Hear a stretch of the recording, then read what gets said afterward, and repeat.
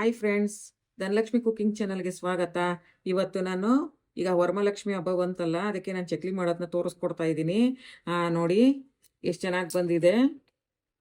ಇದನ್ನ ಹೇಗೆ ಮಾಡೋದು ಅಂತ ತೋರಿಸ್ಕೊಡ್ತೀನಿ, ನೋಡ್ಕೊಳ್ಳಿ.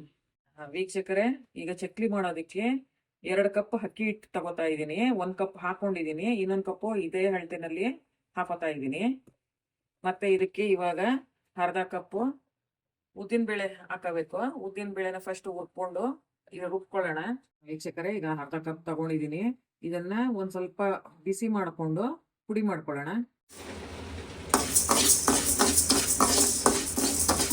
ಇದನ್ನೇನು ತುಂಬಾ ಹುರ್ಕೊಳ್ಳೋ ಅಂಥದ್ದೇನು ಬೇಡ, ಸ್ವಲ್ಪ ಕೆಂಪುಗಾಗಷ್ಟು ಹುರ್ಕೋಬೇಡಿ, ಸ್ವಲ್ಪ ಬಿಸಿ ಮಾಡ್ಕೊಳ್ಳಿ ಒಂದು 2 ನಿಮಿಷ. ಈಗ ಇಷ್ಟು ಹುರ್ಕೊಂಡ್ರೆ ಸಾಕು. ಇದನ್ನ ಇವಾಗ ಪುಡಿ ಮಾಡ್ಕೊಳ್ಳೋಣ. ವೀಕ್ಷಕರೇ, ಈಗ ನೋಡಿ ಉದ್ದಿನ ಬೇಳೆ ಪುಡಿ ಮಾಡಿ ಇಟ್ಕೊಂಡಿದ್ದೀನಿ. ಇದನ್ನು ಸಹ ಮಿಕ್ಸ್ ಮಾಡ್ತಾ ಇದ್ದೀನಿ ಅಕ್ಕಿ ಹಿಟ್ಟು ಜೊತೆ.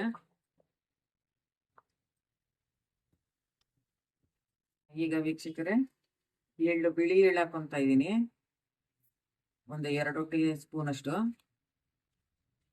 ನೀವು ನೋಡಿ ಬೇಕಾದ್ರೆ ನಿಮ್ಗೆ ಎಷ್ಟು ಬೇಕೋ ಅಷ್ಟು ನೋಡಕ್ ಹಾಕೊಳ್ಳಿ, ಪರವಾಗಿಲ್ಲ. ಮತ್ತೆ 1 ಚಮಚದಷ್ಟು ಅಜವಾಯಿ ಹಾಕ್ತಾ ಇದ್ದೀನಿ. ಮತ್ತೆ ಚಿಲ್ಲಿ ಪೌಡ್ರು ಅದು 1 ಸ್ಪೂನ್ ಅಷ್ಟು ಹಾಕೊಂತ ಇದ್ದೀನಿ. ಮತ್ತೆ ನಾನು ಎಣ್ಣೆ ಮಿಕ್ಸ್ ಮಾಡ್ತಾ ಇಲ್ಲ, ಬೆಣ್ಣೆ ಹಾಕೊಂತ ಇದ್ದೀನಿ. ನೋಡಿ, ಇದಕ್ಕೆ 2 ಕಪ್ ತಗೊಂಡ್ರೆ 1 ಚಮಚದಷ್ಟು, 1 ಟೀ ಚಮಚದಷ್ಟು ಬೆಣ್ಣೆ ಸಾಕಾಗುತ್ತೆ. ಹೆಚ್ಚಾಗಿ ಹಾಕೋಬೇಡಿ, ಒಡೆದೋಗುತ್ತೆ. ವೀಕ್ಷಕರೇ, ಈಗ ರುಚಿಗೆ ತಕ್ಕಷ್ಟು ಉಪ್ಪು ಹಾಕೊಂತ ಇದ್ದೀನಿ. ಈಗ ಇಷ್ಟು ಹಾಕೊಂಡು ನಾನು ತಣ್ಣೀರು ಹಾಕೊಂತ ಇಲ್ಲ, ಬಿಸಿನೀರಲ್ಲಿ ಸ್ವಲ್ಪ ಬಿಸಿ ಮಾಡಿ ಸ್ವಲ್ಪನೇ ಹಾಕೊಂಡು ಕಲಸ್ಕೊತೀನಿ. ನೋಡಿ, ರುಚಿ ಸ್ವಲ್ಪ ನೋಡ್ಕೊಂಡು ಹಾಕೊಂಡು ಕಲಸ್ಕೊಳ್ಳಿ. ಈ ಅದಕ್ಕೆ ನಾದ್ಕೊಳ್ಳಿ. ಇವಾಗ ನೋಡಿ ಕಲಸಿಟ್ಟಾಗಿದೆ. ಇವಾಗ ಚಕ್ಲಿ ಹಾಕೊಳ್ಳೋಣ.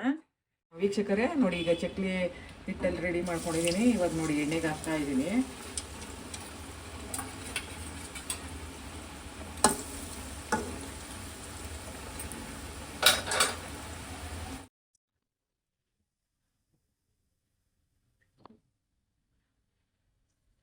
ನೋಡಿ ವೀಕ್ಷಕರೇ, ಇವಾಗ ಚಕ್ಲಿ ರೆಡಿ ಆಗಿದೆ. ಇದನ್ನ ನೀವು ಒಂದ್ಸರಿ ಮನೆಯಲ್ಲಿ ಟ್ರೈ ಮಾಡಿಬಿಟ್ಟು ಹೇಗಿದೆ ಅಂತ ಕಮೆಂಟ್ ಮಾಡಿ, ಮತ್ತೆ ಶೇರ್ ಮಾಡಿ, ಲೈಕ್ ಮಾಡಿ, ಸಬ್ಸ್ಕ್ರೈಬ್ ಮಾಡೋದನ್ನ ಮರಿಬೇಡಿ. Thank you.